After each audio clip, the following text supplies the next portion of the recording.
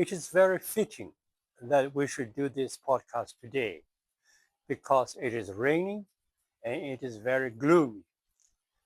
We have a right to think that the world is in a very gloomy state because if you take a look at our religion, we, we seem to be going back to the days of self-sanctification.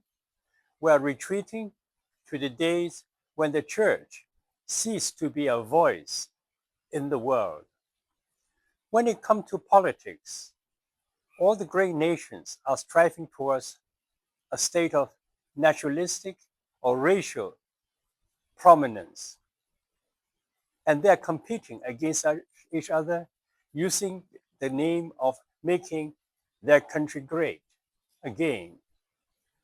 When we come to the economy, we face the problem of an economy that seems to benefit the giant firms and the great corporations instead of the general public.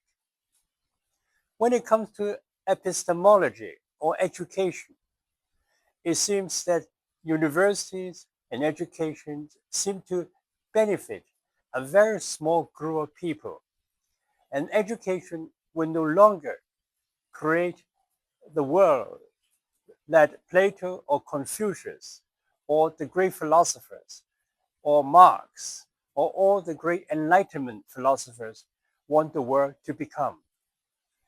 So I mentioned in the earlier episodes that we have to go beyond the first three steps of the art of great learning.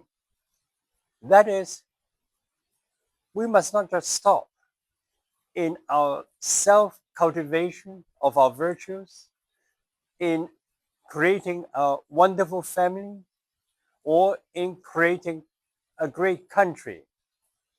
We have to go beyond that step because unless we move one step further, that is, we have to think in terms of the whole world and the totality of our humanity and its welfare and its survival. Otherwise, we would just repeat the two world wars, the Cold Wars, and the present state of the world economy and the world politics. We have to make our United Nations or the League of Nations or all the international organizations such as FAO or the other cultural and social concern organizations really effective.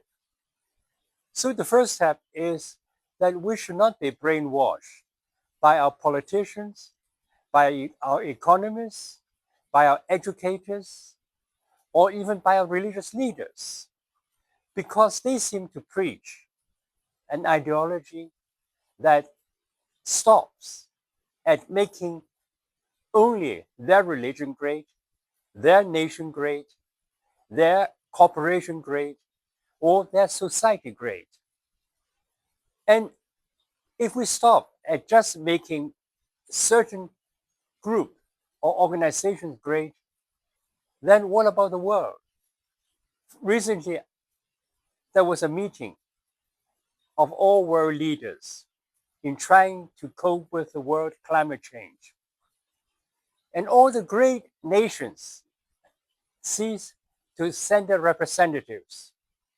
So it means that the whole world can be destroyed by the success of the great industrial powers because they will want to enjoy the fruit of their industrial progress.